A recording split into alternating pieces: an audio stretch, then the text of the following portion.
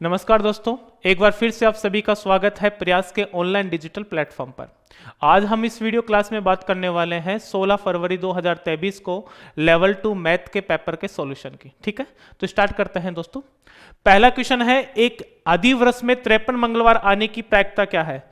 अधिवर्ष को हम लीफ वर्ष के नाम से जानते हैं और इसमें टोटल 366 दिन होते हैं। ठीक है ना, और 366 दिन को हम डिवाइड करें तो हम ऐसे कहते हैं कि 52 सप्ताह, क्योंकि 52 गुना 7 कितना हो रहा है?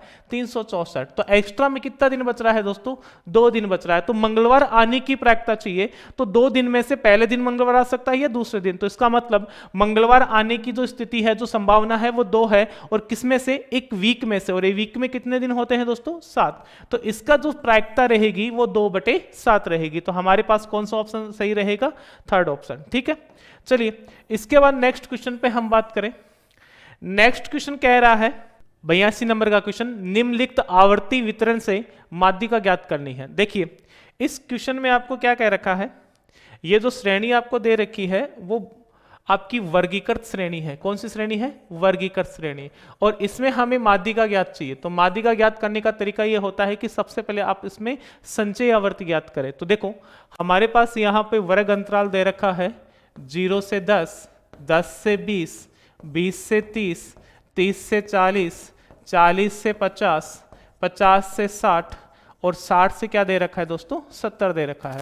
अगर इसकी फ्रीक्वेंसी को लेकर बात करें, आवर्ती को लेकर, तो क्या दे रखा है? 5, 10, 14, 20, 35, 15 और कितना है? 1। अब हमें ज्ञात करना है CF। क्या ज्ञात करना है? CF। और CF आप सभी जानते हैं कि जो CF होता है वो किसी भी बारंबारता बंटन में उस वर्ग की बारंबारता और उस वर्ग तक की बारंबारताओं के योग के बराबर होता है। तो हमें प्रत्येक वर्ग का अगर CF चाहिए तो यहां से कितना लिखेंगे? 5। फिर 5 और 10 कितना हो रहा है? 15। 15 और 14 कितना होता है दोस्तों? 29। फिर 29 और 20 कितना होता है? 49। 49 और 35 कितना होता है? ये आपका हो जाएगा 84। 84 और 15 कितना होता है? 99। और ये कितना हो जाएगा? 99 और 1 100। ठीक है ना, तो यहां पर प्रत्येक वर्ग की ये क्या हो गई? संचय बारंबारता। फिर फर्स्ट स्टेप में हम क्या करते हैं? फर्स्ट स्टेप में हम करते हैं कि n/2 निकालते हैं। n/2 क्या होता है? जहां n समेशन ऑफ f होता है, तो समेशन ऑफ f या तो आप इनका सम कर दो या समेशन ऑफ f यही होता है। तो इसी वैल्यू को हम क्या कहते हैं? n कहते हैं। तो देखिए n/2 तो मतलब 100/2 कितना हो गया? 50। इतना निकालने के बाद हम बताते हैं कि n/2 जो वैल्यू है वो ज्ञात करने के बाद उस तक की संचय बारंबारता या उससे ठीक अधिक संचय बारंबारता वाला वर्ग हम डिसाइड करते हैं, जिसे हम माध्यिका वर्ग कहते हैं। ठीक है, तो 50 है तो ये तो 49 हो गया। तो 50 या 50 से अधिक वाला वर्ग कौन सा है दोस्तों? ये वाला। तो ये वाला जो वर्ग है वो आपके माध्यिका वर्ग कहलाएगा। क्या कहलाएगा? माध्यिका वर्ग।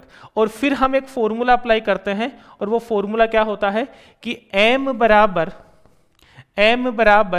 L plus n/2 minus C बटा F इंटू H होता है। L क्या होता है? माध्यिका वर्ग की निम्न सीमा। ठीक है, n/2 आपने कैलकुलेट किया है 50। C क्या होता है? माध्यिका वर्ग से जस्ट पूर्व की संचय बारंबारता। ठीक है, और F क्या होती है? F होती है माध्यिका वर्ग की बारंबारता और H क्या होता है? माध्यिका वर्ग का वर्ग अंतराल। तो देखिए अगर हम यहां की वैल्यू पुट करते हैं m बराबर, तो L की वैल्यू तो कितनी रहेगी? 40। L की वैल्यू कितनी रहेगी? 40। तो ये 40 हो गया, प्लस n/2 की वैल्यू हमने 50 निकाला है। C माध्यिका वर्ग से पूर्व वर्ग की संचय बारंबारता कितनी है दोस्तों? 49 बटे F क्या है? माध्यिका वर्ग की बारंबारता। तो ये कितना हो गया? 35। और H क्या है? H है माध्यिका वर्ग का वर्ग अंतराल। तो कितना हो गया दोस्तों? 10। अब जब हम इसको सोल्व कर रहे होंगे ना, तो हमारे पास m बराबर कितना आ जाएगा? 40 प्लस 50 माइनस 49, 1/35 गुना 10, यहाँ 5 से डिवाइड होगा तो 2 बटे कितना हो गया? 7। और 2/7 की जो वैल्यू है दोस्तों वो 0.28 आएगी। तो हमारे पास जो फाइनल आंसर रहेगा वो 40.28 रहेगा। तो यहाँ से जो आंसर रहेगा वो सेकंड ऑप्शन रहेगा। ठीक है, तो उम्मीद है दोस्तों कि ये बात आप लोगों को समझ आ गई। चलो अब इससे आगे वाले क्वेश्चन की हम बात करते हैं। अगला क्वेश्चन है कि 4 छात्रों के सांख्यिकी से प्राप्त प्राप्तांक 53, 45, 72 एवं 70 है, तो उनके प्राप्तांकों का समांतर माध्य ज्ञात करना है। देखो हमारे पास दे रखा है कि 4 है, 4 प्राप्तांक है, एक 53 है, एक आपका 45 है, एक आपका 72 है और एक आपका क्या है 70 है। तो आप सभी जानते हैं कि अगर समांतर माध्य चाहिए तो आंकड़ों का योग बटे आंकड़ों की संख्या, तो आंकड़ों का योग और आंकड़ों की संख्या। तो देखिए अगर हम इनको ऐड कर रहे होंगे ना तो इनका जो सम है वो कितना आएगा 200 आपका रहेगा 40, ठीक है। और इसमें हम भाग किसका लगा रहे हैं 4 का, तो 4 से डिवाइड करेंगे तो कितना हो जाएगा 60। तो इसका जो समांतर माध्य है वो कितना रहेगा 60 रहेगा, क्योंकि समांतर माध्य में आप लिखते हैं आंकड़ों का योग बटे आंकड़ों की संख्या। ओके, आगे वाले क्वेश्चन की हम बात करें। नेक्स्ट क्वेश्चन है दोस्तों क्वेश्चन नंबर 84 कि घनाभ की लंबाई, चौड़ाई और ऊंचाई का योग 20 सेंटीमीटर है तथा इसके विकर्ण की लंबाई 6√6 सेंटीमीटर है, तो इसके संपूर्ण पृष्ठों का क्षेत्रफल ज्ञात करें। तो देखिए लंबाई, चौड़ाई और ऊंचाई को लेकर बात करें तो हम ऐसे कहते हैं कि L plus B plus H की जो वैल्यू है वो आपकी कितनी दे रखी है 20 सेंटीमीटर, ठीक है। फिर विकर्ण की लंबाई की बात करें तो विकर्ण क्या होता है दोस्तों √L² plus B² plus H², और इसकी वैल्यू 6√6 सेंटीमीटर है। हमें ज्ञात करना है संपूर्ण पृष्ठीय क्षेत्रफल। तो आप सभी जानते हैं संपूर्ण पृष्ठीय क्षेत्रफल घनाभ का क्या होता है 2LB plus BH plus HL, इसकी वैल्यू चाहिए। अब देखो इन तीनों सिचुएशन को देखकर हम ऐसा कह सकते हैं कि sir L plus B plus H का जो होल स्क्वायर होता है ना वो L² plus B² plus H² plus 2LB plus BH plus HL होता है, LB plus BH plus HL होता है। अब आप समझिए कि L plus B plus H की वैल्यू 20 है, अगर इसका स्क्वायर करेंगे तो 20 का स्क्वायर कितना हो जाएगा 400। अब यहां पर देखो √L² plus B² plus H² बराबर 6√6 है, दोनों तरफ आप वर्ग करेंगे तो इसका स्क्वायर हो जाएगा, अगर इसका रूट हटेगा तो इसकी जो वैल्यू है वो इसके स्क्वायर के बराबर रहेगी। तो 6 का स्क्वायर 36 और √6 का 6, 36 गुना 6 कितना होता है दोस्तों 216। और हमारे पास प्लस में 2LB प्लस BH प्लस क्या रहेगा HL रहेगा।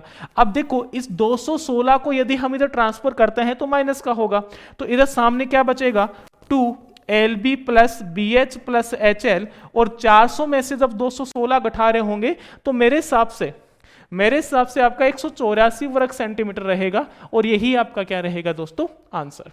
तो हमारे पास जो इस क्वेश्चन का आंसर रहेगा वो सेकंड ऑप्शन है 184 सेंटीमीटर स्क्वायर।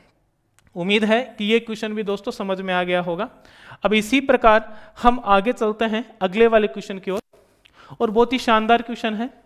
देखिए कि एक शंकु, एक अर्धगोला और एक बेलन का आधार समान है और उनके आयतनों में अनुपात 3:2:1 है, तो शंकु की ऊंचाई अनुपात अर्धगोले की त्रिज्या अनुपात बेलन की ऊंचाई बराबर होगी।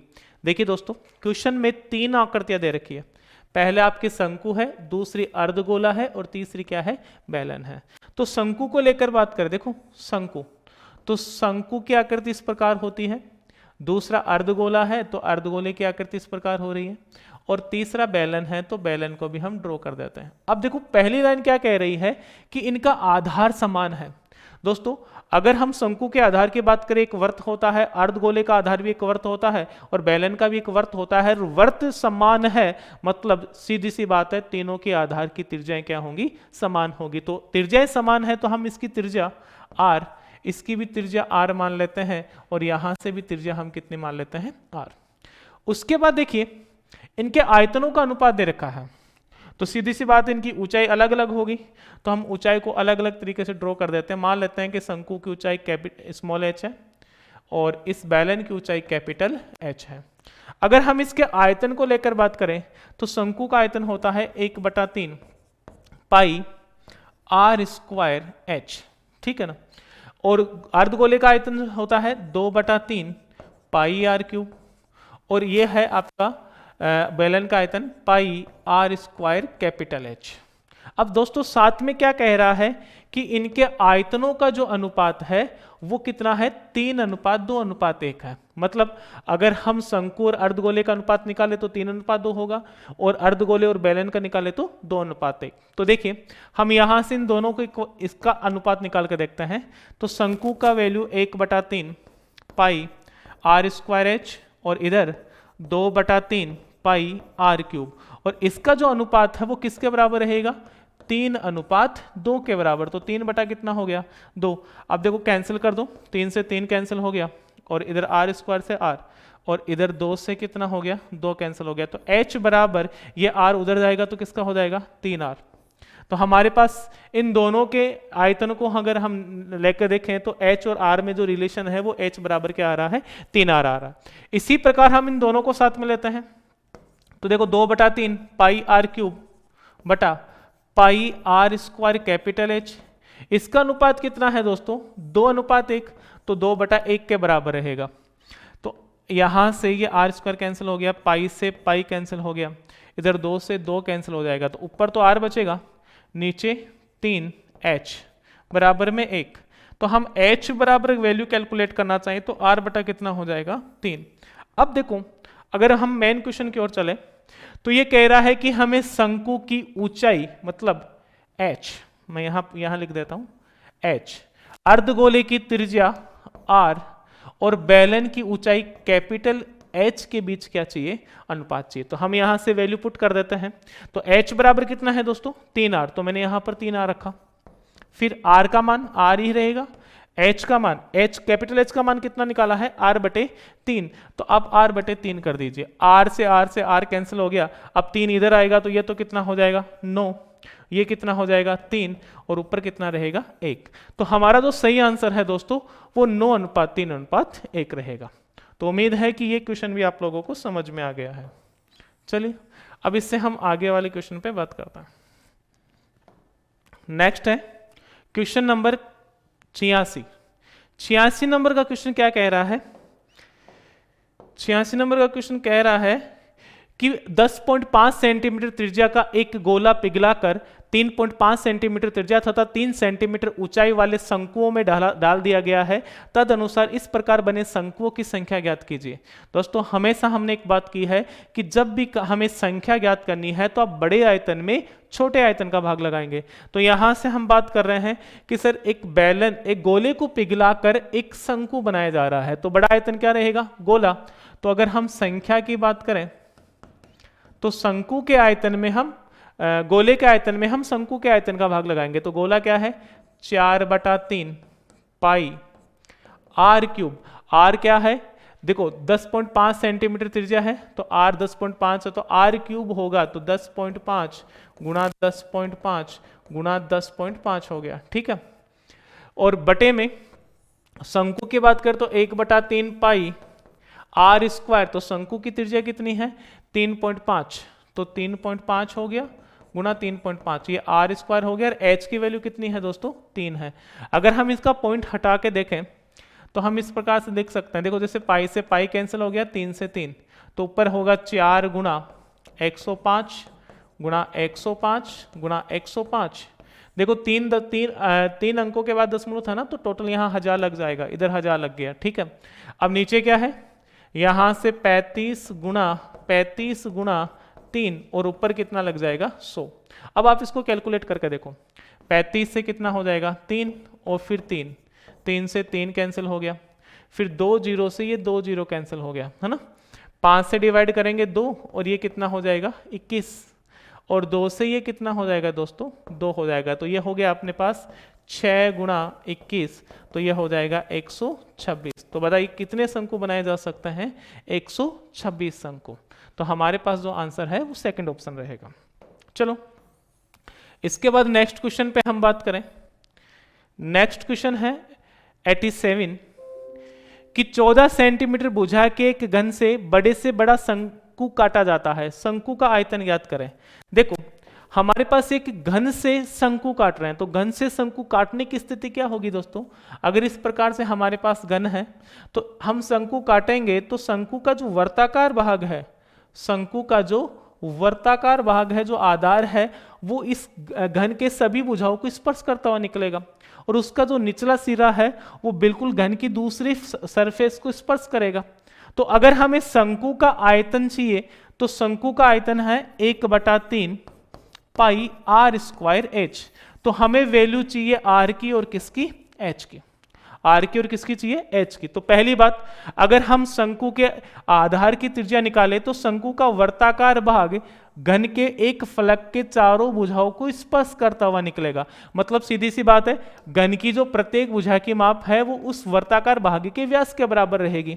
तो ये कितनी है, 14। तो इसका जो त्रिज्या है वो कितनी रह जाएगी दोस्तों, 7। तो आर का मान तो आपका 7 सेंटीमीटर रहेगा। अब एच की बात करें तो आप सोचिए कि घन है और घन से शंकु काट रहे हैं, तो शंकु का जो नुकीला हिस्सा है वो नीचे वाले सरफेस को टच करेगा। तो सीधी सी बात है, घन की सभी भुजाएं बराबर है, तो उस शंकु की जो ऊंचाई है वो उस घन की भुजा के बराबर रहेगी। तो कितना रहेगा, 14 सेंटीमीटर। ठीक है, अब आर और एच की वैल्यू आ गई तो कैलकुलेट कर लीजिए। 1/3 पाई की वैल्यू 22/7, आर 7 है और ये कितना है, 14। 7 से 7 कैंसिल हो गया, ठीक है ना। और इधर से हमारे पास कैलकुलेट होके कितना बचा, 22 गुना 7 गुना 14 और बटे में कितना, 3। जब आप इसको सोल्व कर रहे होंगे ना दोस्तों, तो आपके पास जो आंसर रहेगा वो 718.66 घन सेमी रहेगा, ठीक है ना। तो हमारे पास जो ऑप्शन है वो 4th ऑप्शन रहेगा, ठीक है। चलो आगे वाले क्वेश्चन को लेकर हम और बात करें। नेक्स्ट क्वेश्चन है कि एक सम चतुर्भुज की विकिरण 24 सेंटीमीटर है और 10 सेंटीमीटर है, परिमाप सेंटीमीटर में ज्ञात करें। देखो, सम चतुर्भुज के विकिरण को लेकर बात करें। हमने बात की थी कि चतुर्भुज के अगर विकिरण और उनके भुजाओं के बीच के अगर रिलेशन की हम बात करें तो सम चतुर्भुज में चारों भुजाएं बराबर है। तो हम ऐसे कह सकते हैं कि सर दोनों विकिरणों का वर्गों का जो योग है वो चारों भुजाओं के वर्गों के योग के बराबर रहेगा, मतलब 4a² के बराबर रहेगा। यहां पर अगर एक की वैल्यू 24 और दूसरे की 10 है तो 24 का स्क्वायर 576 और 10 का स्क्वायर कितना होगा, 100 बराबर 4a²। अगर a² की वैल्यू बात करें तो 676 में किसका भाग लगाएंगे, 4 का, है ना। तो a की वैल्यू कितनी हो गई, ऊपर 26 और नीचे का वर्गमूल कितना हो जाएगा, 2। मतलब a की वैल्यू दोस्तों आपकी हो गई 13। अगर हमें परिमाप चाहिए तो परिमाप तो चारों भुजाएं बराबर है, तो 4 गुना a, तो 4 गुना 13 बराबर कितना होगा, 52 सेंटीमीटर। तो हमारे पास जो आंसर रहेगा वो चौथा ऑप्शन रहेगा। उम्मीद है कि ये क्वेश्चन भी आप लोगों को समझ में आ गया होगा, ठीक है। चलो आगे वाले क्वेश्चन की हम बात करते हैं। नेक्स्ट क्वेश्चन है कि एक समद्विबाहु त्रिभुज पर शीर्ष से आधार तक खींचा गया लंब 8 सेंटीमीटर है और उसका परिमाप 64 सेंटीमीटर है। तद अनुसार उस त्रिभुज का क्षेत्रफल कितना वर्ग सेंटीमीटर है वो आपको ज्ञात करना है। तो बोर्ड पर ध्यान दीजिए दोस्तों कि हम किसी समद्विबाहु त्रिभुज को लेकर बात कर रहे हैं, और समद्विबाहु त्रिभुज आप सभी जानते हैं कि एक भुजा क्या होती है, दो भुजा समान होती है, एक असमान होती है। मान लेते हैं कि ए बी और AC आपस में बराबर है, तो AB की वैल्यू A और AC की वैल्यू भी हम क्या ले लेते हैं, B, और A ले लेते हैं, और असमान भुजा है उसको हम B ले लेते हैं। अगर हम पहले रिलेशन की बात करें तो हमें ये कहा जा रहा है कि उसका परिमाप कितना है, 64 सेंटीमीटर। तो देखिए परिमाप क्या होगा, 2A + B बराबर 64। ये आपका क्वेश्चन नंबर फर्स्ट रहा, ठीक है। अब उस त्रिभुज का हमें क्षेत्रफल चाहिए। तो अगर हम ऐसे यहां पे लंब डालें तो पक्का ही ये इसको आधे आधे मतलब बिल्कुल मध्य बिंदु पे मिलेगा, तो हम इसको b/2 इसको b/2 कह देते हैं। और इसकी वैल्यू कितनी सेंटीमीटर दे रखी है, 8 सेंटीमीटर, ठीक है ना। तो हमें त्रिभुज का क्षेत्रफल चाहिए। तो त्रिभुज का क्षेत्रफल निकालने के लिए हम क्या करें कि जैसे यहाँ पे आपका लंब है ये, तो सीधी सी बात है ये दो समान चतुर्भुज में मतलब क्षेत्रफल में बनेगा। अगर यहाँ पे 90 डिग्री है, यहाँ पे ये 90 डिग्री है, तो ये भुजा कर्ण, ये भुजा लंब और ये भुजा आधार होगी। तो इनके बीच रिलेशन क्या होगा दोस्तों कि लंब स्क्वायर बराबर L स्क्वायर बराबर क्या हो जाएगा, K square minus A square. मतलब L क्या है 8, 8 का स्क्वायर कितना हो गया 64, कर्ण कितना है A, तो ये A स्क्वायर हो गया, और A क्या है मतलब कि आपके आधार क्या है, आधार b/2 है तो इसका स्क्वायर b² / 4 होगा। इसको जब सोल्व करेंगे तो हम क्या लिखेंगे, 4a² - b²/4। ठीक है, ये चीज आपकी रहेगी। अब आप यहां से ध्यान दीजिए कि अगर हम इधर 4 को इधर मल्टीप्लाई करें तो 64 × 4 हो जाएगा बराबर 4a² माइनस का क्या होगा b²। तो ये आपका 64 × 4, थोड़ा सा और कैलकुलेट करते हैं तो आप इसको a² - b² के फॉर्मूले से तोड़ सकते हैं। तो ये आपका 2a + b होगा और ये 2a - b होगा। ठीक है ना। अब 2a + b की वैल्यू कितनी दे रखी है, ऑलरेडी 64 दे रखी है। तो यहाँ 64 रखेंगे और 64 से डिवाइड करेंगे तो यहाँ से जो वैल्यू कैलकुलेट होके आएगी वो 2a - b बराबर 4 होगा। क्या होगा, 2a - b बराबर 4, क्योंकि इसकी वैल्यू 64 है, 64 को 64 से डिवाइड कर देगा तो ये इक्वेशन हमारे पास क्या बन गया, सेकंड। अब पहले और दूसरे इक्वेशन से कि देखो पहला इक्वेशन ये है, दूसरा 2b - b है बराबर 4, तो हम एक काम करते हैं दोनों को जोड़ देते हैं। तो यहाँ पर 4a बराबर कितना हो जाएगा 68, तो a बराबर कितना हो गया दोस्तों 17। अगर a का मान 17 है तो आप यहाँ से b का मान निकाल सकते हैं। तो b का मान आप यहाँ से रख के देखिए कि अगर हम यहाँ से a का मान इधर रखते हैं, ठीक है, यहाँ पर रखते हैं दूसरे वाले समीकरण में, तो 34 - b बराबर कितना 4, b इधर आएगा 4 इधर आएगा तो b बराबर कितना हो गया 30। तो दोनों भुजाएं, त्रिभुज की तीनों भुजाएं आ चुकी हैं, समान भुजा तो 17 है और ए समान कितनी है 30 है। अब क्षेत्रफल चाहिए तो हम कहते हैं 1/2 आधार, अगर मैंने 30 माना है तो ऊंचाई कितनी है 8, 2 से 15 और 15 × 8 120 वर्ग सेंटीमीटर। तो हमारे पास जो आंसर रहेगा दोस्तों वो पहला ऑप्शन रहेगा। तो उम्मीद है कि ये क्वेश्चन भी आप लोगों को समझ में आ गया है। ठीक है, अब इससे थोड़ा आगे चलते हैं, आगे वाले क्वेश्चन की ओर। आगे वाले क्वेश्चन क्या कह रहा है कि एक रोलर, देखिए एक रोलर की लंबाई 2 मीटर और व्यास 1.4 मीटर है और ज्ञात कीजिए कि 5 चक्कर लगाने में रोलर कितना क्षेत्र समतल करेगा। अगर रोलर को लेकर हम बात करें दोस्तों, तो रोलर का जो उसका वक्र पृष्ठ है उसका 1 चक्कर का क्षेत्रफल होगा। ठीक है ना। तो हमें ये कह रहा है कि वक्र पृष्ठ, रोलर एक बेलनाकार है तो बेलन का जो वक्र पृष्ठ है वो 2πr/h होता है। ठीक है, और देखिए इसकी लंबाई आपकी 2 मीटर दे रखी है, व्यास 1.4 मीटर है तो त्रिज्या 0.7 मीटर होगी। तो 1 चक्कर में वो कितना क्षेत्रफल, वो उसके अपने वक्र पृष्ठ के बराबर। तो इसका वक्र पृष्ठ देखो 2 × 22/7, r की वैल्यू 0.7 है ना, और h की वैल्यू कितनी है 2। अगर आप यहां से पॉइंट हटाएंगे तो इधर 10 लग जाएगा तो 7 से 7 कैंसिल हो गया। ठीक है, और यहां से आप कैलकुलेट करेंगे तो 2 से कितना हो गया 5। तो 1 चक्कर में वो कितना क्षेत्रफल 2 × 22/5, और इसने चक्कर कितने लगाने हैं 5, तो 5 के लिए 5 से गुणा कर दो तो यहाँ 22 × 2 कितना हो जाएगा 44 वर्ग मीटर। तो उस रोलर द्वारा 5 चक्कर में 44 वर्ग मीटर क्षेत्रफल समतल कर पाएगा। ठीक है, ओके, थोड़ा और क्वेश्चन के ओर हम आगे बढ़े। नेक्स्ट है 91 नंबर का क्वेश्चन। 91 नंबर का क्वेश्चन क्या कह रहा है दोस्तों कि यदि त्रिभुज ABC में कोण A माइनस कोण B बराबर 20 डिग्री, कोण B माइनस कोण C बराबर 35 डिग्री हो तो कोण C का मान चाहिए। देखो अगर त्रिभुज है तो हम ऐसे कहेंगे कि कोण A + B + C तीनों का योग कितना होता है 180। फिर क्वेश्चन में गिवन है A - B बराबर 20 डिग्री और फिर क्या दे रखा है B - C बराबर 35 डिग्री। ठीक है, तो एक काम करते हैं हम इस समीकरण फर्स्ट से B की वैल्यू कैलकुलेट करते हैं। तो B बराबर कितना हो जाएगा दोस्तों A - 20। अब इस वैल्यू को हम पहले तो समीकरण इस 2 में रखते हैं तो हमारे पास क्या बन जाएगा, यहाँ पे बन जाएगा A - 20 और -C बराबर 35। तो A - C बराबर कितना हो जाएगा, 20 उधर जाएगा तो कितना किसका होगा प्लस का, तो आप कहेंगे कि सर 55 डिग्री। और अब इसी वैल्यू को हम इसमें भी पुट कर देते हैं, इसमें भी पुट कर देते हैं, है ना। तो यहाँ पे हम लिखेंगे तो क्या लिख पाएंगे बताइए, A प्लस इस B की जगह कितना लिखेंगे A - 20 प्लस C बराबर 180 डिग्री। अब A तो कितना हो गया 2A और प्लस का c ये इधर जाएगा 20 तो किसका हो जाएगा प्लस का, तो ये हो जाएगा 200। अब देखो हमारे पास ये समीकरण और ये समीकरण, ये दो समीकरण है, आप समझिए, एक तो ये है और एक ये है। इन दोनों में हम दोनों को ऐड कर दें, ऐड करते ही हमारे पास जो वैल्यू है वो किस प्रकार से आएगी कि 3a, c से c कैंसिल हो जाएगा और 55 और 200 कितना हो गया 255।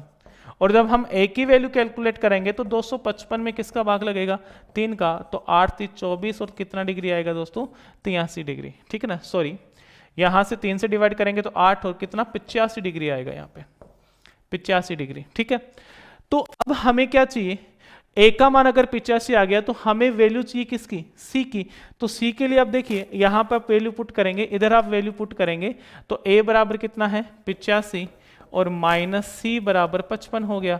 सी उधर जाएगा 55 इधर आएगा तो माइनस का होगा, तो सी बराबर 85 में से जब घट रहा होगा तो यहाँ पर आंसर कितना रहेगा 30 डिग्री। तो इस क्वेश्चन का जो सही आंसर है दोस्तों वो थर्ड ऑप्शन रहेगा 30 डिग्री। तो उम्मीद है कि ये क्वेश्चन भी समझ में आ गया होगा। चलो अब इससे आगे हम बात करते हैं क्वेश्चन नंबर 92 की। 92 नंबर का क्वेश्चन क्या कह रहा है कि एक त्रिभुज एक समांतर चतुर्भुज का आधार एवं क्षेत्रफल समान है। यदि त्रिभुज की भुजाएं क्रम से 26 सेंटीमीटर 28 सेंटीमीटर और 30 सेंटीमीटर है और समांतर चतुर्भुज का आधार 28 सेंटीमीटर वाली भुजा है तो समांतर चतुर्भुज की ऊंचाई ज्ञात करें। देखो क्वेश्चन क्या कह रहा है कि हमारे पास एक तो समांतर चतुर्भुज है, तो ये समांतर चतुर्भुज हम लेते हैं और एक हम त्रिभुज ले लेते हैं। हमें यह कहा गया कि समांतर चतुर्भुज का आधार 28 सेंटीमीटर है और 28 सेंटीमीटर क्या है त्रिभुज की भुजा भी है, तो इस वैल्यू को मैं 28 मान लेता हूं 28 सेंटीमीटर, ठीक है। और एक त्रिभुज की भुजा कितनी हो गई 30 और एक कितनी हो गई 26। अब ये कह रहा है कि समांतर चतुर्भुज का क्षेत्रफल और त्रिभुज का क्षेत्रफल समान होता है। आप सभी जानते हैं कि अगर किसी त्रिभुज के तीनों भुजाएं दे रखी है तो समान उसका क्षेत्रफल उसके हीरो के सूत्र से ज्ञात कर सकते हैं। तो ये पहले हम त्रिभुज का क्षेत्रफल निकालते हैं। तो देखो क्षेत्रफल के लिए हम क्या करेंगे s की वैल्यू निकालेंगे। s अर्ध परिमाप होता है, तो आप 26 प्लस 28 प्लस तीनों भुजाओं को जोड़कर किसका भाग लगाएंगे 2 का, तो s बराबर कितना हो जाएगा 84/2 बराबर 42। और हीरो का सूत्र अब अप्लाई करेंगे तो हीरो का सूत्र होता है s into s minus A s minus B s minus C. यहाँ त्रिभुज को लेकर हम बात करें उसके क्षेत्रफल को लेकर तो s की वैल्यू 42 है, 42 में से जब हम 26 घटा रहे होंगे तो 4 2 16 हो गया, 28 घटाएंगे तो 14 हो जाएगा और 12 घटाएंगे 30 घटाएंगे तो कितना हो जाएगा 12। अब हम यहाँ पर बात करें कि इसका जो वैल्यू है इस त्रिभुज का जो क्षेत्रफल है वो क्या रहेगा, तो देखो 42 को 6 7 लिखेंगे, ठीक है। और फिर इधर से 7 14 लिखेंगे तो एक तो 7 हो जाएगा इधर से, ठीक है, इसका 4 हो जाएगा, इसका 12 हो जाएगा। तो आपका यहाँ वैल्यू कैलकुलेट होके आ रहा है 48 गुना 7 तो 56 और 28 और कितना हो गया 33, तो ये हो जाएगा 336। तो त्रिभुज का जो क्षेत्रफल है 336 वर्ग सेंटीमीटर रहेगा, लेकिन दोनों का क्षेत्रफल समान है। तो समांतर चतुर्भुज का क्षेत्रफल क्या होता है दोस्तों आधार गुणा ऊंचाई। तो आधार 28 से ऊंचाई कितना है h और इनका क्षेत्रफल 336 के ही बराबर रहेगा। तो अब h की वैल्यू कैलकुलेट करेंगे तो 336 में जब 28 का भाग लगाएंगे तो देखो 7 का भाग लगाते हैं इधर से तो 4 और इधर 7 का भाग लगाएंगे तो देखिए 7 4 28 है ना, और 5 8 7 56, फिर यहाँ से कितना हो जाएगा 12। तो उस समांतर चतुर्भुज की जो ऊंचाई है दोस्तों वो 12 सेंटीमीटर होगी। तो हमारे पास जो आंसर है फर्स्ट ऑप्शन रहेगा, ठीक है। ओके, आगे वाले क्वेश्चन को लेकर और हम बात करें तो नेक्स्ट क्वेश्चन है क्वेश्चन नंबर 93। अब 93 नंबर का क्वेश्चन क्या कह रहा है दोस्तों, 93 नंबर का क्वेश्चन कह रहा है कि ABCD एक समांतर चतुर्भुज है। यदि कोण B 3x माइनस 10 डिग्री तथा कोण C 2x प्लस 10 डिग्री हो तो x का मान कितना होगा। तो आप समझिए कि कोण B और कोण C दो क्रमागत या संलग्न कोण है, ठीक है। और हम सभी जानते हैं कि समांतर चतुर्भुज के संलग्न कोणों का योग 180 डिग्री होता है, तो हम कहेंगे कि दोनों का सम 180 डिग्री के बराबर रहेगा। तो b की वैल्यू 3x माइनस 10 डिग्री और 2x minus 2x plus 10 degree बराबर कितना हो रहा है 110 से 10 कैंसिल हो गया। 5x बराबर दोस्तों 180 होगा, तो x की जब वैल्यू कैलकुलेट कर रहे होंगे तो 5 का भाग लगाएंगे तो कितना आ जाएगा 36 डिग्री। तो इस क्वेश्चन का जो सही आंसर है वो 36 डिग्री होगा। ठीक है, ओके। अब नेक्स्ट क्वेश्चन की ओर हम बात करें। नेक्स्ट क्वेश्चन है कि किसी समबहुभुज के प्रत्येक आंतरिक कोण की माप 108 डिग्री है। इस बहुभुज की भुजाओं की संख्या ज्ञात करनी है। देखिए दोस्तों, अगर आंतरिक कोण की माप 108 डिग्री है तो बाह्य कोण की जो माप है वो 180 माइनस 108 डिग्री होगी। तो वैल्यू कैलकुलेट होगी, कितनी आएगी दोस्तों 72 डिग्री। ठीक है, आप सभी जानते हैं कि जो बाह्य कोण की माप है उसका हम माप निकालते हैं 360 बटे n, जहां n उस बहुभुज की क्या होती है भुजाओं की संख्या। अगर हम इस n को इधर और बाह्य कोण को यहां लें तो n बराबर 360 बटे कितना आ जाएगा 72। जब काट रहे होंगे ना तो n की वैल्यू किसके बराबर आएगी दोस्तों 5 के बराबर। तो हमारे पास यहां पर आंसर क्या रहेगा 5। ये बहुभुज की भुजाओं की संख्या रहेगी। चलिए इसके बाद नेक्स्ट क्वेश्चन की ओर हम बात करें। नेक्स्ट क्वेश्चन क्या कह रहा है कि किसी दर से 20,000 रुपए का मूलधन 2 वर्ष में चक्रवर्ती ब्याज की वार्षिक दर से चक्रवर्ती मिश्र धन 24,200 रुपए हो जाएगा, तो ब्याज की दर ज्ञात करनी है। देखिए दोस्तों, मूलधन दे रखा है और मिश्र धन, तो सबसे पहले हम मूलधन और मिश्र धन के बीच अनुपात बनाते हैं। ठीक है, अब यहां से हम कैलकुलेट करें तो 2 0 से 2 0, 200 अनुपात 242, 100 अनुपात दोस्तों कितना हो जाएगा 121। ठीक है, अगर 2 वर्ष है तो वर्गमूल करते हैं, 3 वर्ष है तो घनमूल करेंगे, तो इसका वर्गमूल करेंगे तो 10 का कितना हो जाएगा 100 का कितना हो जाएगा 10 और 121 का 11। अब देखो मूलधन कितना है 10, मिश्रधन कितना है 11, ब्याज कितना मिला 1 और किस में मिलेगा 10 पे, और परसेंट निकालने के लिए गुणा 100। तो यहां से जो ब्याज की दर है दोस्तों वो आपकी क्या रहेगी 10%। ठीक है, चलो अगले क्वेश्चन की ओर हम बात करें। नेक्स्ट क्वेश्चन है कि यदि x प्लस वाई अनुपात y प्लस जेड अनुपात z प्लस एक्स बराबर 2 अनुपात 3 अनुपात 4 है तो x प्लस वाई बराबर 27 हो तो x z का मान ज्ञात करना है। देखो दोस्तों, आपको अनुपात दे रखा है x plus Y, y plus Z, z plus X, और अनुपात क्या है 2 अनुपात 3 अनुपात 4। ठीक है, और वैल्यू किसकी दे रखी है x plus Y plus Z बराबर कितना 27। तो एक काम करते हैं, सबसे पहले हम दोनों तरफ 2 से मल्टीप्लाई करेंगे तो इधर 2x 2y और 2z हो जाएगा। तो हम इसको क्या लिख सकते हैं x plus Y, Y plus Z और z प्लस एक्स बराबर कितना हो जाएगा दोस्तों 54। कैसे कि अगर 2 से आप इधर मल्टीप्लाई करेंगे तो 2x होगा, तो एक x इधर है एक ये है, 2y है और 2 क्या है z, तो इनका जो योग है वो किसके इक्विवेलेंट आएगा 54 के इक्विवेलेंट। अब हम क्या एक काम करते हैं कि x प्लस वाई का मान निकालें, तो इसका अनुपात कितना है 2, अनुपातों का योग 9, और कुल राशि इन्हीं की कुल राशि का योग कितना है 54, तो यहां से 6 और 6 गुना 2 कितना हो गया दोस्तों 12। ठीक है, अब हमें वैल्यू किसकी चाहिए दोस्तों z की, तो x plus Y plus Z बराबर जब 27 था तो x प्लस वाई का मान अगर हम इससे घटाते हैं तो z बराबर कितना आएगा 27 में से हम क्या घटाएंगे 12, तो हमारे पास जो आंसर रहेगा वो 15 रहेगा।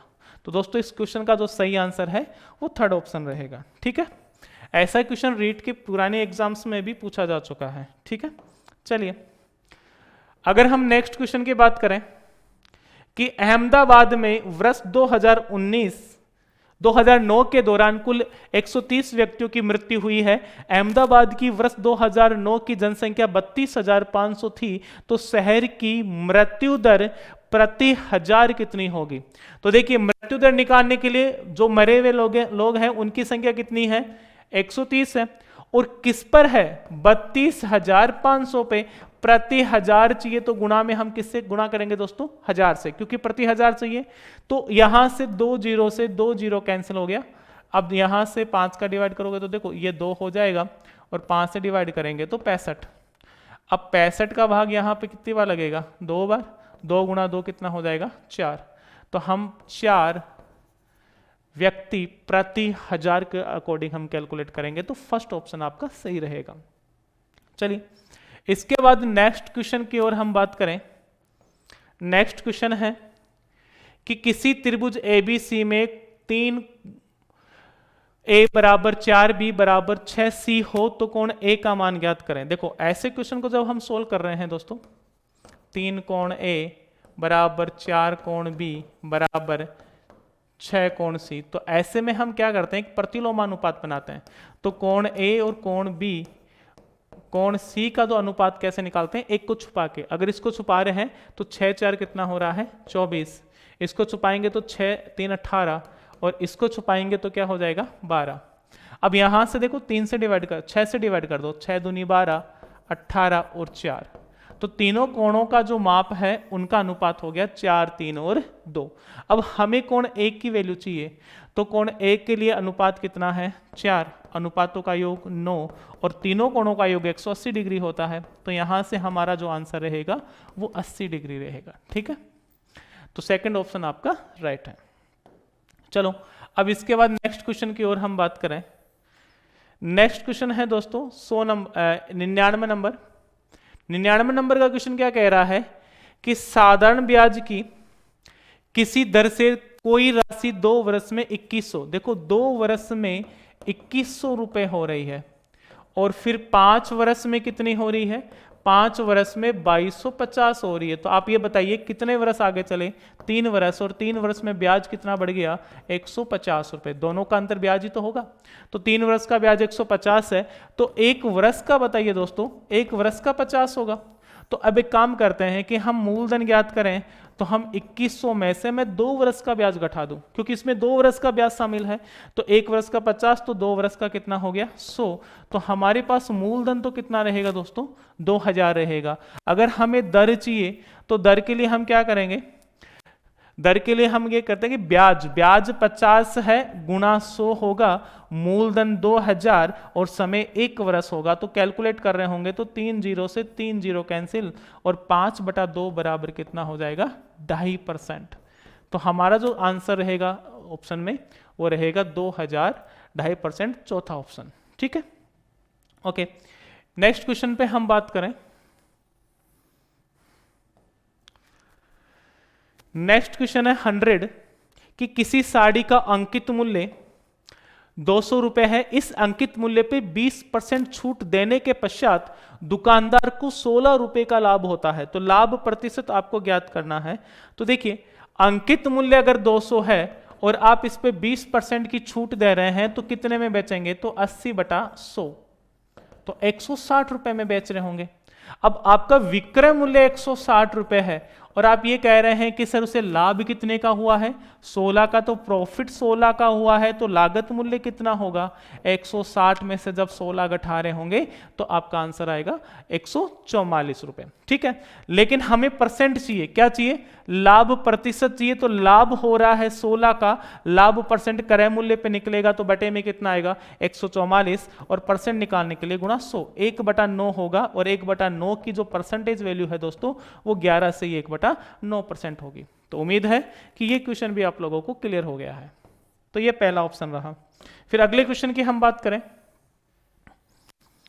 अगला क्वेश्चन क्या कह रहा है कि एक टोकरी में रखे आमों में से 20% खराब हैं। इस टोकरी में खराब आमों की संख्या 35 हो तो कुल आम कितने हैं। देखो अगर 20% को लेकर बात करें तो 20% की फ्रैक्शन वैल्यू 1/5 है। तो टोटल आम कितने हैं दोस्तों, 5, और उसमें से खराब कितने हैं, 1, जबकि क्वेश्चन तो कह रहा है कि खराब कितने हैं, 35। तो हम कहेंगे सर क्वेश्चन तो 35 बता रहे हैं, आप 1 बता रहे हो, टोटल संख्या आपकी 5 है। तो 35 गुना 5 कितना हो रहा है, 175। तो इस क्वेश्चन का जो सही आंसर है वो पहला ऑप्शन रहेगा। ठीक है, ओके। अब नेक्स्ट हम बात करें है दोस्तों 102 कि यदि समीकरण X square plus A X plus B बराबर 0 और X square plus B X plus A बराबर 0 का एक मूल उभयनिष्ठ हो तो a प्लस बी का मान होगा। देखिए हमारे पास ये दो समीकरण दे रखा है। पहला दे रखा है x square plus A X plus B बराबर 0, ठीक है। दूसरा क्या दे रखा है दोस्तों, X square plus B X plus A बराबर क्या है 0।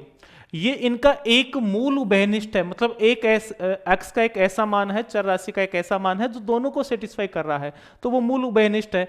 अब हमें किसकी वैल्यू चाहिए दोस्तों, a प्लस बी की वैल्यू चाहिए। तो हम एक काम करते हैं, अगर उभयनिष्ठ या जो कॉमन जो रूट है, जो मूल है, वो अगर हम एल्फा माने तो यहां से ये जो सीन है वो क्या बनेगा, alpha square plus A alpha plus B बराबर 0। और इससे क्या बनेगा दोस्तों, alpha square plus B alpha plus A बराबर क्या है 0। एक काम करते हैं कि इन दोनों समीकरण को हम घटा देते हैं, तो यहां से माइनस चिन्ह करेंगे तो ये तो आपका कैंसिल आउट हो जाएगा। इधर देखिए दोनों में एल्फा कॉमन आएगा तो ये a माइनस का क्या बन जाएगा एल्फा, और इधर देखिए प्लस b माइनस ए बराबर क्या बनेगा 0। अब इधर से भी देखो माइनस कॉमन लेंगे ना तो a माइनस एल्फा हो जाएगा और इधर से माइनस और a माइनस बी बराबर 0 हो जाएगा।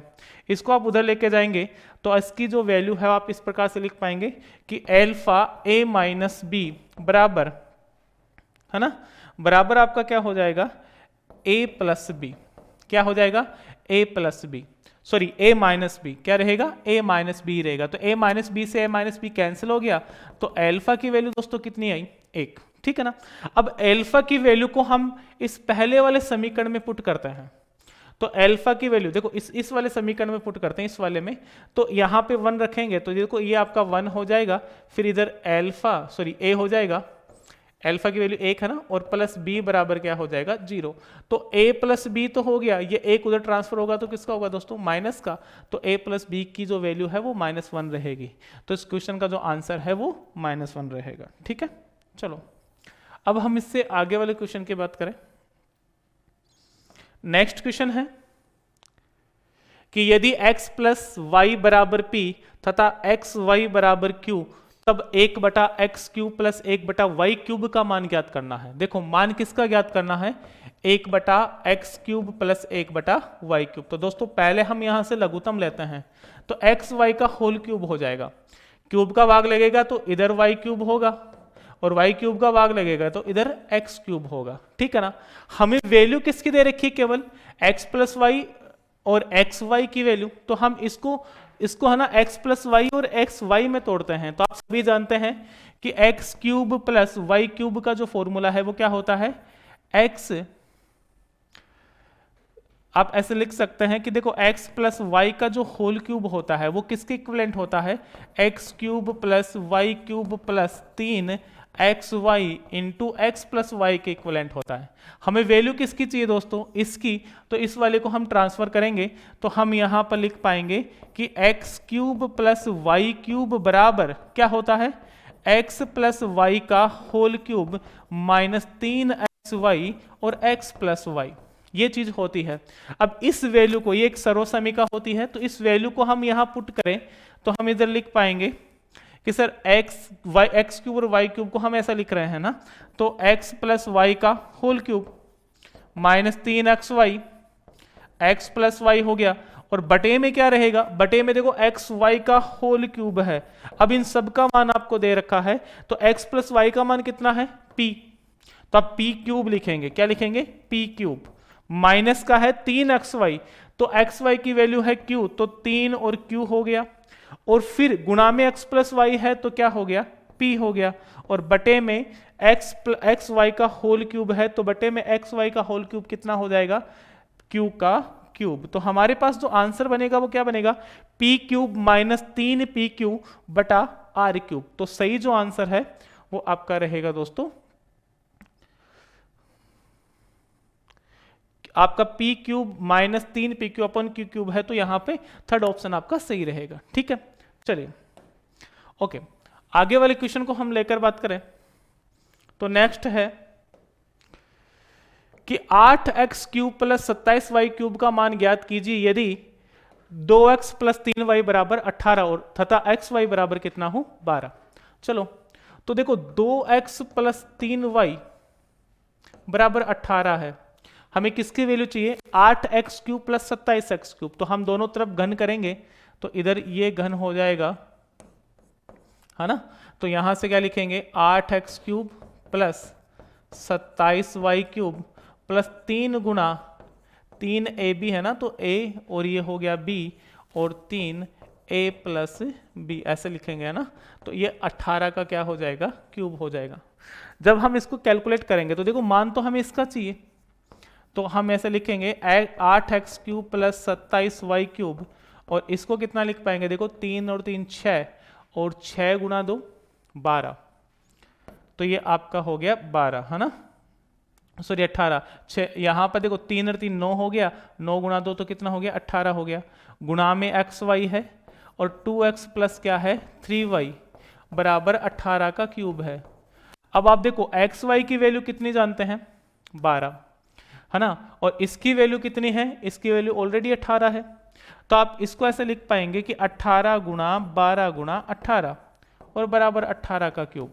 ठीक है, तो ये किसके इक्विवेलेंट चल रहा है 8x प्लस 27y क्यूब। तो जब इसको हम कैलकुलेट करेंगे दोस्तों कि 8x cube plus 27y cube और इसको हम उधर लेके जाएंगे तो माइनस का होगा, तो दोनों में से 18 18 कॉमन रहेगा, तो यहाँ से कैलकुलेट होके वैल्यू जो आपकी आएगी वो 1944 आएगी। ठीक है ना, तो इसका जो सही आंसर है वो आपका कौन सा ऑप्शन रहेगा, सेकेंड ऑप्शन। चलिए अब इसके बाद नेक्स्ट क्वेश्चन पे हम बात करें। 105 नंबर का क्वेश्चन क्या कह रहा है दोस्तों कि निम्न में से कौन सा असत्य है। आपको पहला ऑप्शन दे रखा है कि परिमेय संख्याओं के समुच्चय में 1/8 1/3 से विभाज्य है, तो बात सही है। अगर देखिए हमें परिमेय संख्या को लेकर बात करें तो जितनी भी परिमेय संख्या है वो सबको हम किस फॉर्मेट में लिखते हैं p/q फॉर्मेट में, है ना। तो अगर हम 1/8 में 1/3 का भाग लगा रहे हैं तो 8 नीचे आएगा और 3 ऊपर चला जाएगा, तो वैल्यू कितनी आएगी दोस्तों 3/8। तो p/q फॉर्मेट की बात कर रहा है, ये किसकी बात कर रहा है परिमेय संख्याओं की। यहां से बच्चे बहुत सारे कंफ्यूज हैं। अगर मैं नॉर्मल ये कहूं, जैसे एक एग्जाम्पल की बात करें कि प्राकृत संख्या में 25 8 से पूर्णतया विभाज्य है, तो देखिए ये प्राकृत है, रिजल्ट भी प्राकृत आ रहा है तो पूर्णतया विभाज्य है, अदरवाइज नहीं है। तो आप इसे कहेंगे कि 25/8 ये तो प्राकृत में नहीं आ रहा, तो आप कहेंगे कि सर प्राकृत संख्याओं में 25 8 से पूर्णतया विभाज्य नहीं है। लेकिन मैं कहूं कि 24 क्या प्राकृत संख्या में 8 से पूर्णतया विभाजित है, तो आप कहोगे कि सर 24/8 वैल्यू कितनी आ रही है 3, तो आप कहेंगे पूर्णतया विभाजित है। तो उसी प्रकार मैं यहां पर पहले ऑप्शन में क्या बता रहा हूं कि परिमेय संख्याएं के समुच्चय में क्या 1/8 1/3 से पूर्णतया विभाज्य है। तो अगर 1/8 जो है और 1/3 है इसको डिवाइड करेंगे तो इनका भी फॉर्मेट p/q फॉर्मेट में ही आ रहा है, इसलिए ये p/q फॉर्मेट में है, तो परिमेय संख्या के समुच्चय में ये पूर्णतया विभाजित है। तो ये कथन आपका क्या है सत्य। चलिए 5/7 और 10/13 के बीच अगणित परिमेय संख्या है, तो बिल्कुल हो सकती है, अनेक परिमेय संख्या हो सकती है दो परिमेय संख्याओं के बीच, तो ये कथन भी आपका सत्य है। प्रत्येक परिमेय संख्या एक वास्तविक संख्या भी है, तो बिल्कुल राइट है कि प्रत्येक परिमेय संख्या आपकी वास्तविक संख्या है। अब देखिए दो पृथक परिमेय संख्याओं के बीच कोई भी अपरिमेय नहीं होती, ऐसा नहीं है दोस्तों कि अगर दो परिमेय संख्याओं के बीच की हम बात करें तो उसमें अनेक अपरिमेय संख्याएं हो सकती है। तो यहां से हमारा जो गलत स्टेटमेंट है वो कितना कौन सा है चौथा, लेकिन हमें असत्य ही पूछा है तो हमारा आंसर भी क्या रहेगा फोर्थ ऑप्शन ही रहेगा। चलो अब नेक्स्ट क्वेश्चन पे हम बात करें। नेक्स्ट क्वेश्चन है दोस्तों 106 नंबर का क्वेश्चन क्या कह रहा है कि 2 की पावर, देखो 2 की पावर x प्लस 2 बराबर 4 की पावर 3x माइनस 4 हो तो हमें x का मान चाहिए। तो पहले काम करते हैं, इस 4 को 2 के रूप में लिखते हैं। तो 4 को हम क्या लिख सकते हैं 2 की पावर 2, ये 2 किससे मल्टीप्लाई होगी इनसे, तो 2x प्लस 2 बराबर क्या होगा 2 की पावर, ये 2 इनसे मल्टीप्लाई होगी तो 6x माइनस कितना हो जाएगा दोस्तों 8। अब आप सभी जानते हैं आधार समान है तो घातें क्या होंगी बराबर, तो घातें अगर बराबर है ठीक है तो आप यहाँ x प्लस 2 बराबर 6x माइनस 8 लिखेंगे। अब देखिए ये x इधर जाएगा तो 5x बच जाएगा और ये कितना आ जाएगा 10। तो x बराबर कितना आ गया दोस्तों 2। तो हमारे पास जो सही आंसर है वो सेकंड ऑप्शन रहेगा। अब आगे वाले क्वेश्चन की हम बात करें। नेक्स्ट क्वेश्चन है क्वेश्चन नंबर 107। अब 107 नंबर का क्वेश्चन क्या कह रहा है, देखिए कि root 8 plus root 57 plus root 38 plus root 100 plus 4 गुणा 2 प्लस रूट 160 प्लस 9 का मान आपको चाहिए। तो आप ऐसे क्वेश्चन को यहां से स्टार्ट करिए। 160 प्लस 9 तो ये 169 हो गया। 169 का अगर हम वर्गमूल करेंगे तो वर्गमूल कितना आएगा दोस्तों, इधर वर्गमूल 13 आ जाएगा, ठीक है ना। अब आप देखिए 100 और 2 4 गुणा 2 8 हो गया और ये 13 हो गया। तो 13 8 और 100 कितना हो रहा है 121। अब इसका वर्गमूल करेंगे तो दोस्तों कितना आ जाएगा 11। अब 11 किससे ऐड होगा, देखो 38 प्लस 11 होगा ना, तो 49 से 7 होगा, वो 7 किससे ऐड होगा 57 और 7 कितना हो रहा है 64। अब 64 का वर्गमूल कितना होगा दोस्तों 8। अब 8 का कितना हो जाएगा रूट 16। तो रूट 16 की वैल्यू जो है हमारी 4 रहेगी। तो इस क्वेश्चन का जो सीधा आंसर है वो आपका 4 रहेगा, ठीक है। चलो अगले क्वेश्चन पे और हम बात करें। नेक्स्ट क्वेश्चन है क्वेश्चन नंबर 108 कि रूट 3 प्लस रूट 2 प्लस 1 बटा रूट 3 प्लस रूट 2 का मान आपको ज्ञात करना है। तो दोस्तों यहाँ नॉर्मली हमें प्रमेयीकरण करना है। क्या करना है प्रमेयीकरण। तो हम देखिए अगर 1 बटा रूट 3 प्लस रूट 2 का प्रमेयीकरण करेंगे तो हम इसको किससे मल्टीप्लाई करेंगे, रूट 3 माइनस रूट 2 को ऊपर और रूट 3 माइनस रूट 2 को ऊपर नीचे, है ना। नीचे a plus B A minus B का फॉर्मूला बनेगा तो a square minus B square. तो 3 माइनस 2 की वैल्यू कितनी रहेगी 1। तो ऊपर हमारे पास क्या वैल्यू आएगी दोस्तों रूट 3 प्लस रूट 2 और रूट 3 माइनस के रूट 2। रूट 2 से रूट 2 कैंसिल हो जाएगा और यहाँ पर रूट 3 और रूट 3 कितने हो गए 2 रूट 3। तो हमारे पास जो सही आंसर है दोस्तों इस क्वेश्चन का वो 2 रूट 3 रहेगा, सेकंड ऑप्शन, ठीक है। इसके बाद हम 109 नंबर के क्वेश्चन की बात करते हैं। 109 नंबर का क्वेश्चन क्या कह रहा है कि 3 की पावर 28 11 की पावर 42 गुणा 7 की पावर 35 के गुणनफल में मात्रक अंश। ये मात्रक अंश क्या होता है, इसको हम कहते हैं इकाई का अंक, इकाई का अंक, या हम कहते हैं यूनिट डिजिट। क्या कहते हैं दोस्तों यूनिट डिजिट। जब हम यूनिट डिजिट निकाल रहे होंगे तो देखिए 3 की पावर 28 11 की पावर 42 और 7 की पावर 35। तो जब यहां पर 3 को लेकर बात करें तो देखो हम यूनिट डिजिट में पावर में 4 का भाग लगाते हैं। रिमाइंडर के अकॉर्डिंग हम बात करते हैं कि अगर एक 0 रिमाइंडर आ रहा है तो पावर 4 होगी, एक रिमाइंडर आ रहा है तो पावर 1 2 या 3 होगी, है ना। तो हम यहां से कैलकुलेट करते हैं। तो देखो 3 की पावर 28 है तो 28 में हमने 4 का भाग लगाया, पूरा पूरा जा रहा है। तो 3 की पावर 4 81 का इकाई का अंक कितना होगा 1। ये 1 है तो इसका इकाई का अंक 1 ही रहेगा। यहां पावर में हम 4 का भाग लगाए तो 32, तो 3 7 21 और ये कितना हो जाएगा 7 49 63 3 हो जाएगा। तो 1 गुणा 3 बराबर कितना आ गया दोस्तों 3। तो इसका जो आंसर रहेगा वो हमारे पास फोर्थ ऑप्शन रहेगा, ठीक है ना। एक अलग पूरा शेड्यूल होता है यूनिट डिजिट निकालने का, ठीक है। उसकी क्लासों में मैंने खूब प्रैक्टिस करवाई है, तो उम्मीद है कि आपको समझ में आ रहा होगा।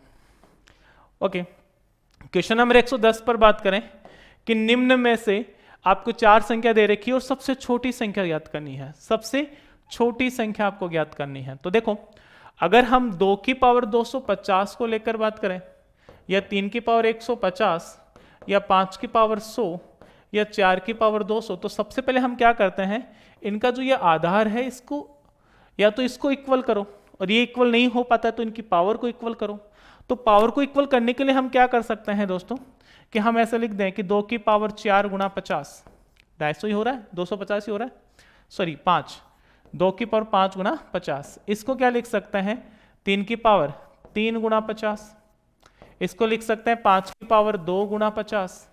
इसको लिख सकते हैं 4 की पावर 4 गुणा 50। अब एक काम करते हैं कि हम यहाँ 2 की पावर 5 को लेते हैं। तो 2 की पावर 5 कितनी हो रही है, 2 की पावर 5 आपकी 32 हो रही है। तो 32 की पावर 50 हो गई। इधर आपकी 3 की पावर 3 कितनी होगी 27, तो 27 की पावर 50 हो गई। इधर आप लिखोगे 2 की पावर 5 तो कितना हो रहा है 25, तो 25 की पावर कितनी होगी दोस्तों 50, और 4 की पावर 4 कितनी होती है 256 होती है ना, तो 256 होती, तो यहाँ से आप क्या लिख सकते हैं कि इसकी पावर कितनी होगी 50। अब आप देखिए अगर सबकी पावर इक्वल है तो यहाँ से कौन सी संख्या बड़ी है, तो आप कहेंगे कि जिसका आधार बड़ा है वो बड़ी संख्या है, जो आधार छोटा है उसकी छोटी संख्या है। तो आधार छोटा किसका है 25 की पावर 50, और ये किन से कैलकुलेट होके आ रहा है 5 की पावर 100 से, तो हमारे पास जो यहाँ पर आंसर रहेगा वो फर्स्ट ऑप्शन रहेगा। ठीक है, तो इस प्रकार से दोस्तों ये सभी क्वेश्चंस आप लोगों को समझ में आ गए होंगे, ऐसी उम्मीदें हैं। बाकी चर्चाएं करेंगे हम अगली क्लास में, तब तक के लिए बहुत बहुत धन्यवाद।